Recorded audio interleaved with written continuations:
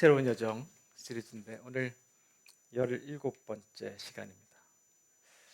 제목이 좀 철학적입니다. 신의 부재를 견디는 연단과 인간성의 회복. 자, 지난주에 저희들이 나눈 말씀은 이스라엘 백성들이 출애굽한 다음에 3개월 동안 온갖 하나님의 은혜를 입고 신의 산 앞에 다다랐습니다. 그 신의 산 앞에 다다라서 하나님께서 너희들은 내 보물이야. 기억하시죠? 3개월 전에는 노예였다가 지금은 세굴라. 너희들은 나의 보배야. 그렇게 하나님께서 말씀해 주시고 너희들은 나와 특별한 관계야. 그렇게 선언해 주셨죠. 그러면서 너희들은 내 제사장 나라가 될 거야. 특별한 민족이야 라고 하나님께서 많이 이야기해 주셨고, 그리고 자, 그러려면 10가지 계명이 있어. 이것이 너희들을 이렇게 하나님 백성을 만드는 특별한 계명이야. 이렇게 말씀해 주시고 그걸 들려주셨어요. 그리고 이것을 지키면 너와 나의 관계는 이루어질 거야. 그랬더니 이스라엘 백성 모두가 네, 그러겠습니다 하고 약속했잖아요. 그렇죠? 자, 그런 일들이 벌어지고 난 다음에 오늘 일어나는 사건입니다. 자, 우리가 몇 가지를 좀 살펴볼 텐데, 첫 번째로 이런 신앙 고백 뒤에는 하나님의 부재가 뒤따라옵니다. 자, 출애굽기 20장에 보면 모든 백성들이 이제 하나님의 임재를 보고 경험합니다. 소리도 나고 막 번개도 있고요, 연기도 나고. 자, 이들이 겁이 났어요. 하나님을 경외하고 두려운 마음에 멀리 떨어져 있습니다. 자, 그러면서 모세에게 말합니다. 당신이 말하십시오. 우리가 듣겠습니다. 하나님께서 말씀하지 않게 해주십시오. 하나님 직접 말씀하시니까 너무 두려운 거예요. 그래서 대신 모세를 앞세우고 하나님의 말씀 우리에게 전해 주십시오. 이렇게 말을 합니다. 자, 이렇게 이들은 하나님의 계심을 분명히 경험하고 또 듣고 또 십계명의 말씀들을 또 듣고 난 다음에 우리는 그렇게 하겠습니다라고 고백을 했죠. 자, 19장 7절에서 8절에 보면 모든 백성이 한 목소리로 대답했어요. 우리 모두가 여호와의 말씀대로 하겠습니다라고 모세에게 알려드렸어요. 자, 그런데 모세가 이제 하나님의 말씀을 듣고 십계명을 받으러 시내산 꼭대기로 올라갑니다. 모세가 구름 속으로 올라가고 며칠을 있었죠? 40일 밤낮을 산 위에 있었어요. 아니, 그 돌판 2개 봤는데 왜 이래 오래 걸리셨나. 근데 여러분 보시면 32장까지 굉장히 자세하게 하나님이 이 이스라엘 백성들이 지켜야 할 문화에 대한 이야기를 다 알려주십니다. 자, 이렇듯 하나님이 분명히 우리에게 말씀하시고 우리가 고백한 다음에 그 사이에는 뭔가 기간이 생겨요. 공간이. 예를 들면 우리가 하나님의 은혜를 받고 신앙 고백을 하고 세례를 받잖아요. 교회를 열심히 좀 다니려고 그래요. 그런데 어느 순간이 되면 하나님이 안 계신 것 같아요. 하나님의 부재, 신의 부재 때문에 정말 하나님은 살아계신가라는 의심을 갖게 되는 경험들을 모두가 합니다.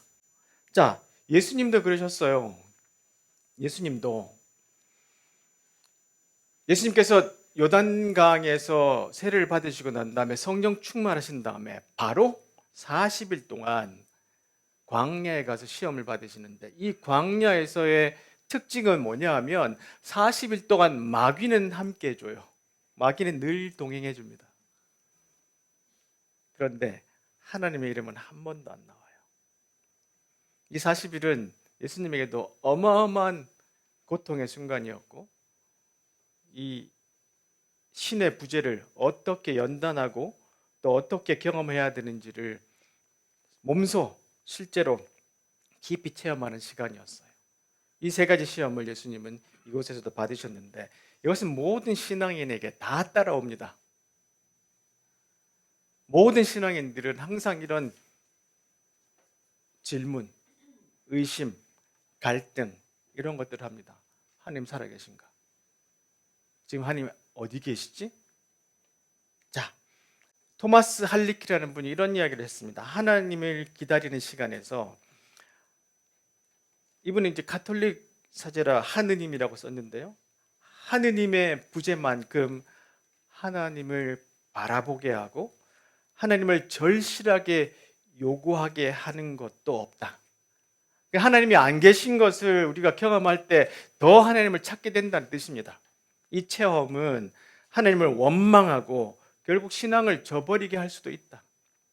그렇지만 그러한 하나님의 부재를 해석하고 받아들이는 여러 가지 다른 길이 있는데, 하나님 없는 세상을 뼈저리게 체험하지 않고서는 하나님이 말씀하시는 새 얼굴인 믿음, 희망, 사랑에 관해서 말하고자 하는 모든 의미를 깨닫기 어렵다.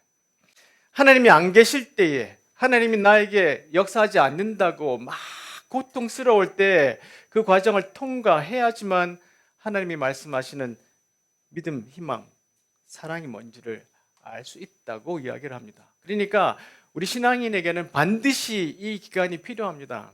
하나님의 부재의 시간, 하나님의 공백, 하나님이 안 계신 듯한 이 시간을 견디는 연단이 우리의 신앙이 자라기 위해서는 반드시 필요합니다. 그러니까 이스라엘 백성도 여기서 이런 경험을 하게 되는데요. 근데 성경에는 꼭 이 40일을 이야기합니다. 오늘 모세도 40일을 시내산에 올라가서 하나님과 함께 시간을 보냈는데요. 이게 왜 40이냐? 그래서 성경에 나타나는 숫자 40에 대한 이야기를 좀 설명을 좀 드리려고 합니다. 자, 첫 번째 40은 시련과 연단의 기간으로서의 40일입니다. 노아의 홍수 보십시오. 40일 동안 밤낮으로 비가 내리죠. 자, 이 세상을 깨끗하게 심판하고 씻어내는 시간. 이스라엘 사람들도 40년을 유랑합니다. 그렇죠? 한 세대가 다 지나고 그 다음 세대가 가나안으로 들어가는 거죠. 그 다음 예수님도 40일을 금식하십니다. 이것 따라서 40일 금식하시는 분들이 종종 있습니다. 네, 굉장히 고통스러운 시간을 경험하시는데, 원래 이 40이란 시간은 정확하게 40일 지켜야 된다 이런 의미는 아니에요. 성경에 말하는 40이라는 뜻은, 결론에서는 말씀드리겠습니다만은, 무엇이 끝나는 시간까지라는 뜻입니다. 그래서 이 40이라는 시간, 밤낮으로 비가 내려서 완전히 모든 세상 지구 위에 있는 모든 생명체가 심판을 받는다, 그런 시간이고요. 이스라엘의 40년도 광야 유랑이 끝나고 한 세대가 끝났다라는 마침의 시간이에요. 예수님도 금식을 통과한 시간을 40일 이렇게 정했습니다. 그리고 두 번째로는 새로운 사명을 위한 준비와 자격의 시간. 그래서 모세가 40일 동안 시내산에 머무르고요. 엘리야도 40주야를 걸어갑니다. 그리고 예수님도 부활하고 난 다음에 40일 동안 제자들과 함께 있습니다. 그러니까 성경에 이 40이라는 숫자에 대한 특별한 의미를 부여하고 있다는 것을 우리는 이런 사건들을 통해서 확인할 수 있죠. 그 다음에 어떤 전환점과 세대교체. 모세도 보세요. 40년, 40년, 40년 인생을 이렇게 나눴습니다. 그래서 정확하게 모세가 40년 생일날 광야로 갔다가 이런 뜻이 아니에요. 그러니까 120살을 살았다고 하는 것은 이 40, 40, 40이라는 의미를 두기 위한 것이지 정확하게 120이라는 뜻은 아닙니다. 그리고 미디안 광야에서 40년 뭐 이런 이야기들이 있고, 사울과 다윗과 솔로몬도 40년씩 통치했다, 이렇게 자꾸 40을 강조하죠. 자, 요나도 선포할 때 40일이 지나면 니느웨가 무너진다. 그래서 이 40이라는 숫자는 무엇을 가르치냐면 하나님의 뜻이 온전히 이루어지기까지 필요한 충분한 시간, 이것을 40의 의미를 둡니다. 그러니까 정확하게 하루, 이틀, 사흘, 나흘 해서 40일이라는 그 문자적인 개념보다 이 과정을 통과해야 된다, 이 과정에 마침이 있다라는 뜻으로 40일. 그러니까 자, 이스라엘 백성에게는 이 40일의 기간이 굉장히 중요했어요. 자, 우리가 다 하나님의 제사장 나라가 되겠습니다고 고백했잖아요. 근데 하나님이 모세를 데리고 40일 동안 안 계시니까 이들이 지금 방황하는 거죠. 근데 이 연단의 시간은 꼭 필요합니다. 이 40일의 시간은 우리 모두에게 꼭 필요해요. 자, 이 사이에 어떤 일이 벌어지냐? 하나님의 공백 사이에 우리는 자신의 욕망을 투영하는 신을 창조합니다. 자, 이게 무슨 뜻이냐면 보세요. 모세가 이제 기다려도 내려오지 않으니까 사람들이 아론에게 막 몰려왔어요.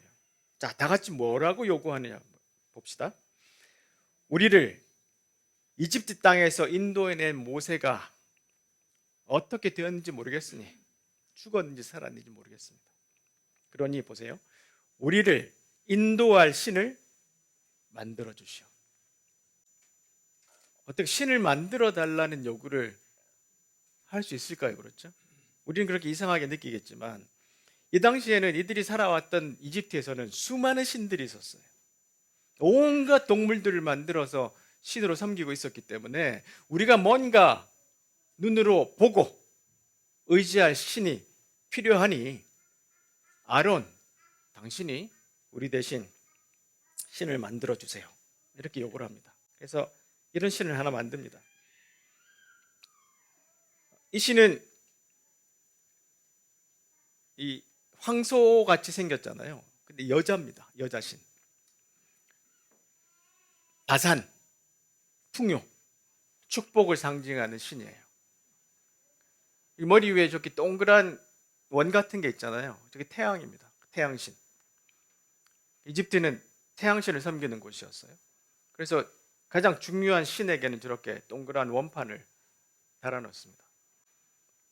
이들이 늘 봐왔던 풍요의 신, 축복의 신, 이 신이 바로 이집트의 신들로 늘 봐왔던 이런 익숙한 신이에요. 자, 우리에게는 이런 신이 필요하다. 이걸 만들어 달라. 라고 요구를 합니다. 자, 어떤 일이 생겼나? 왜 이들이 이렇게 신을 만들어 달라고 할까? 여기에 답을 준 중요한 말이 하나 있는데요. 존 칼뱅이 기독교 강요에서 이런 이야기를 합니다. 인간의 지성은 대담하고 주제넘게도 자기 방식대로 신을 상상한다. 말하자면 인간의 마음은 끊임없이 우상을 만들어내는 공장이다. 이게 인간의 본성입니다. 대담하고 주제넘게도 자기 방식대로 신을 상상하고 그걸 만들어내고 그 우상을 만들어내는 공장인데 이들이 살아왔던 이집트가 그 수많은 신을 만들어냈던 그런 우상의 공장이었어요. 우리 마음도 마찬가지입니다. 우리는 계속해서 우리 마음 안에서 신의 공백, 하나님이 잠시라도 안 계신다고 느껴지거나 내가 하나님을 잠시나마 무시하고 다른 일을 할 때 우리는 우상을 만들어냅니다. 자, 그럼 우상이 뭔가? 팀 켈러 목사님 이런 말씀하셨어요. 자, 우상은 무엇이든지 하나님보다 내게 더 중요한 것, 무엇이든 하나님보다 더 크게 당신과 마음의 생각을 차지하는 것, 이렇게 쉽게 정의했습니다. 하나님이 주실 수 있는 것을 다른 데서 얻으려 한다면 그게 바로 우상이다. 여러분, 하나님보다 더 중요한 것 있습니까? 있을 수 있습니다. 그렇죠? 근데 그게 좋은 것인데 그렇게 될 수 있어요. 우리의 건강도 그렇습니다. 사랑도 마찬가지예요. 자기 자녀에게나 아니면 내가 가지고 있는 어떤 물건에 대한 것이나 돈에 대한 것이나, 근데 이것들이 하나님보다 더 앞서 있을 때 그것은 우상이 됩니다. 자, 보세요. 저것만 있으면 내 삶이 의미 있어질 거야. 나도 가치 있는 사람이 될 거야. 네가 중요해지고 안정감이 들 거야. 마음 깊은 곳에서 이렇게 말한다면 그게 우상입니다. 내가 저기에 가 있다면 난 행복할 거야. 내가 저 정도를 들고 다닌다면 나는 가치 있는 사람처럼 보일 거야. 이런 음성들이 내 삶을 지배하고 있으면 나는 지금 우상 숭배를 하고 있는 겁니다. 자, 그렇다면 왜 사람들이 우상 숭배를 할까? 톰 라이트 주교는 이런 이야기를 합니다. 우상 숭배를 하면 자신이 가치 있게 느껴지기 때문이다. 우리가 확장된 느낌을 가진다. 그것과 함께 있을 때 내 자신을 더 느낄 수 있다. 스스로 성장한 것처럼 보이기도 한다. 마치 새로운 사람이 된 것처럼 느껴진다. 여러분들 혹시나 아주 갖고 싶었던 물건을 하나 가졌다거나 아니면 새로운 차를 하나, 아주 멋있는 차를 하나 샀다거나 아주 평수 높은 넓은 집에 갔다거나 이럴 때 내가 확장된 느낌을 갖잖아요. 그렇죠? 그건 자연스럽게 오는 느낌인데 그것을 가장 중요한 것으로 세워둘 때 그것이 바로 우상이 되고, 그렇기 때문에 자꾸 그것을 숭배하게 된다는 겁니다. 자, 또 다른 정의를 보면 우상 숭배는 단순히 그냥 절하는 것 이상이라는 거예요. 그것만으로도 파괴적인데 보세요. 우상 숭배는 오직 믿을 수 있는 한 분 하나님을 신뢰하지 않고 참되신 하나님을 부인하는 것이 우상 숭배다.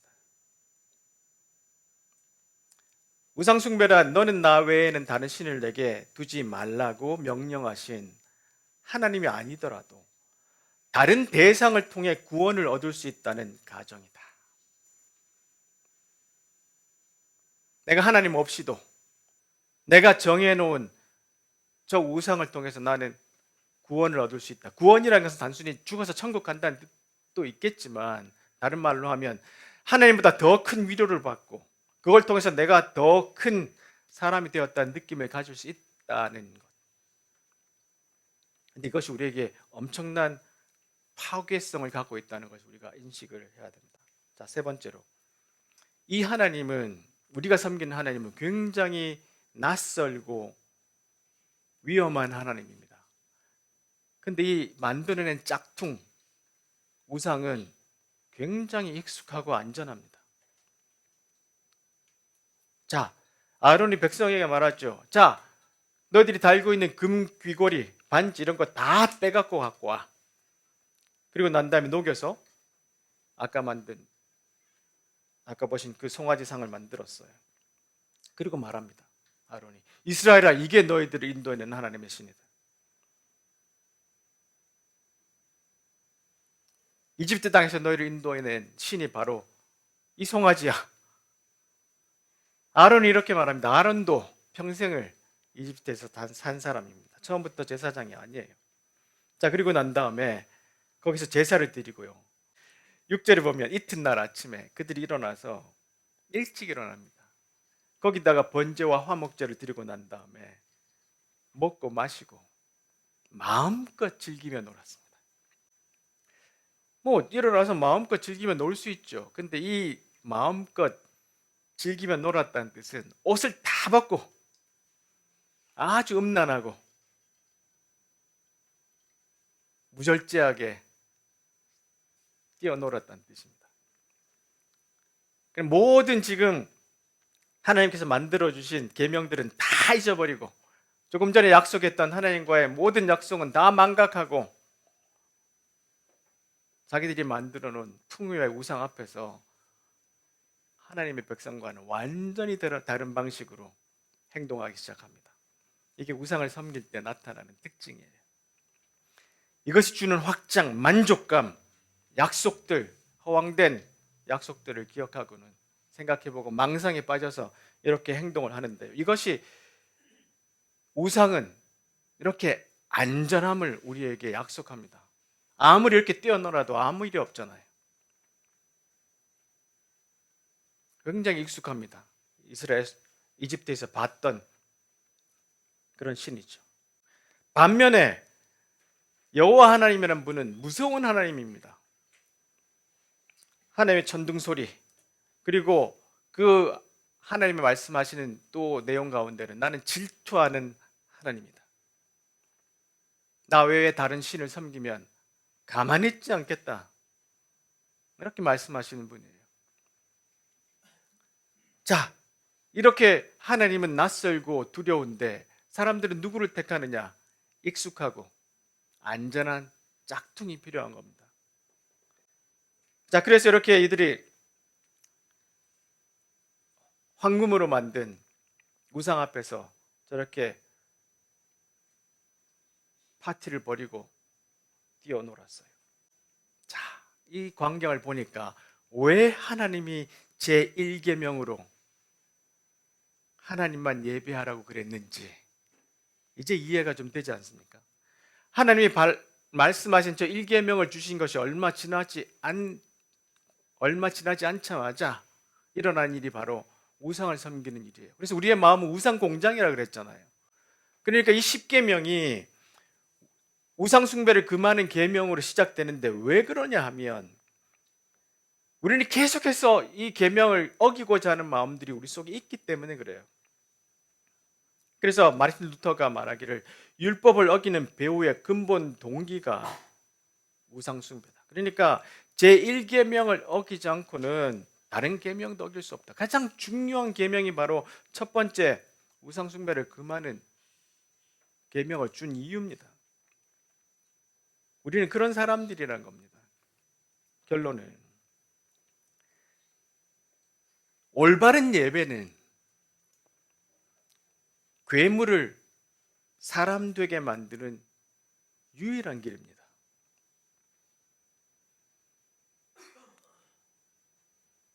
제1계명에서 말씀하셨죠. 너희가 종살이하던 이집트에서 너희를 인도해낸 하나님이 나라고, 여호와라고. 그러니까 나 외에 다른 신들은 두지 말라고 말씀하셨어요. 왜 그러냐면 예배하는 대상을 담다라는 이 책은 한국어로 번역된 책은 아닌데요. 그렉 빌이라고 제가 보스턴에서 공부할 때 제 스승이었어요. 이분이 쓴 책인데 이 책에서 이런 이야기를 합니다. 인간은 자신이 숭배하는 대상을 닮아간다. 그것이 파멸을 향한 닮음이든 회복을 향한 닮음이든 말이다. 우리가 우상 숭배를 하면 저 황금으로 된 송아지를 신으로 섬기면 그 결과가 광란의 파티를 하는 사람으로 변하게 됩니다. 우리가 온전한 하나님을 예배하게 되면 하나님을 닮은 예수님처럼 바뀝니다. 누구를 예배하느냐에 따라서, 누구를 섬기느냐에 따라서 우리의 모습은 그 섬기는 대상으로 변화하게 됩니다. 자, 그래서 예수님께서 말씀하시기를 아무도 두 주인을 섬기지 못한다. 한쪽을 미워하고 다른 쪽을 사랑하든지, 한쪽을 귀중히 여기고 다른 쪽을 업신여길 것인지. 너희는 하나님과 재물을 같이 섬길 수 없다. 이 재물 안에는 수많은 다른 우상의 모습도 있겠죠. 내 젊음을 유지하기 위해서 계속해서 수천만 원 써가면서 강남 언니에게 가야 되든지, 아니면 내 건강을 유지하기 위해서 온갖 저기저기를 다니는 것이 내 삶의 가장 중요한 것이 되었든지, 아까도 말씀드렸습니다만은 좋은 것들입니다만은 하나님보다 앞서면 안 된다는 거예요. 그래서 예수님께서 말씀하셨던 것이 바로 우선순위에 대한 문제를 말씀하셨어요. 자, 섬기면 어떻게 되나? 자, 섬기다는 말이 히브리 말로 아바드라는 뜻인데 이것이 뭐냐면 종이라는 뜻입니다. 종, 아바드, 섬긴다는 뜻이. 여호와께서 뭐라 그러셨죠? 너희들이 종되었던 이집트에서 구원했다 그랬잖아요. 그런데 만약에 너희들이 또 우상을 섬기면, 우상의 종이 되면 어떻게 해요? 이전의 이집트의 종으로 되돌아간다. 그러니 그 삶을 끊어낸 너희들인데 우상 숭배하지 마라. 그렇게 말씀하신 거예요. 섬기지 말라는 거예요. 섬기면 내가 그것을 담게 된다는 것입니다. 자, 그러면 여러분들 우리 안에 우상이 있나요? 지금 내 안에 우상이 있습니까? 어떤 것이 있을까요? 팀 켈러 목사님은 이런 질문해요. 우리가 즐기는 상상은 뭔가? 가장 절실한 꿈이 뭔가? 우리가 가장 두려워하는 것이 무엇인가? 삶의 가치를 느끼기 위해 결코 잃어서는 안 될 그것은 무엇인가? 우리를 주체할 수 없는 분노나 불안이나 낙심에 빠뜨리는 것은 뭔가? 떨칠 수 없는 죄책감으로 괴롭히는 것은 무엇인가? 내가 즐기는 상상이 뭡니까? 복권돼서 뼈라리 타고 다니는 겁니까? 아니면 여러분 절실한 꿈은 뭐예요? 자녀가 성공해서 막 위대한 사람이 되는 것입니까? 가장 두려워하는 건 뭘까요? 건강을 잃어서 온전하게 행동하지 못하는 것이 될까요? 우리 수많은 우상들이 우리 안에 있습니다. 그것을 찾아내서 바꿔야 돼요. 제가 이번에 아버님 다치시고 난 다음에 그런 생각이 좀 들었어요. 전날까지 멀쩡하셨는데 갑자기 말이 어눌해지시다가 걷는데 균형을 못 잡고 그냥 쓰러지셨어요. 그러고 난 다음에 응급실로 갔는데 병원에서 이제 결과가 뇌출혈인데 벌써 뇌 안에 반이 피로 차 있어가지고 이건 급히 수술을 해야 된다. 그리고 난 다음에 수술을 하고 언어가 되는지 아니면 여러 가지 기능들이 작동하는지 이렇게 보잖아요. 하루하루가 다르게 차도가 있으시고 지금은 이제 거동이 좀 불편하시고 열이 좀 오르시고 다른 거 말고는 많이 좋아지셨어요. 지금 아마 영상을 보고 계실 것 같은데 저는 그런 생각이 들었어요. 우리가 평생 예수 믿고 하나님을 믿는 사람들이 내 의식이 없고 내가 행동할 수 없는 그 순간에 마지막에 나타나는 것이 우리 신앙의 결과가 아닌가 그런 생각이 좀 들어요. 내가 평생 하나님이라고 믿고 살아왔을 수 있습니다. 그런데 내가 다쳐서 병실에 딱 누워있을 때 그때 나에게서 드러나오는 모습 이게 내가 평생 어떻게 하나님을 섬겼는지 사랑했는지 내 인격과 내 모습이 바뀌어졌는지의 결과가 아닌가 이런 생각이 들었어요. 왜냐하면 그때는 무의식적이잖아요. 본능적이잖아요. 근데 이것은 제2의 찬성이라 그래서 지금 우리가 예수님 닮기를 위해서 계속 노력해야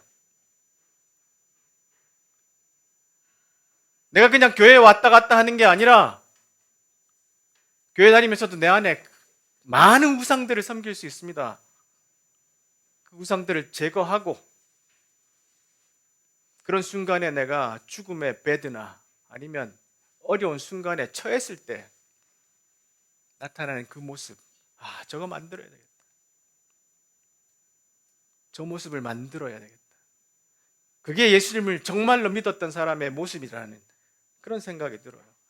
그러니까 내가 매일매일 불안해, 걱정해, 예수 믿는다고 하지만 매일 똑같은 습관으로 저녁에 술 마시고 아니면 딴짓하고 내 속에 있는 우상들로 그냥 가득 찬 삶을 계속 살다가 교회는 와요. 나는 예수 믿는다고 말은 해요. 말끝마다 하나님 이야기는 해요.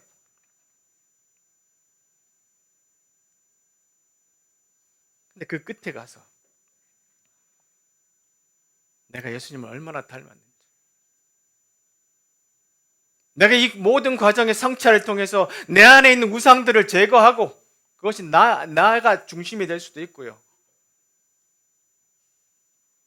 그 다음에 마지막에 가서 참 예수님 닮았다. 이래야 되는가. 이런 묵상들이 많이 들었어요. 그래서 우리 아버님처럼, 우리가 어머님처럼, 아니면 저희 아내처럼, 저처럼 문제가 많습니다. 그렇죠? 보통 어려운 과정이 아니지만, 이 과정을 통해서 조금 더 깨닫고, 내 안에 이런 우상이 있었구나.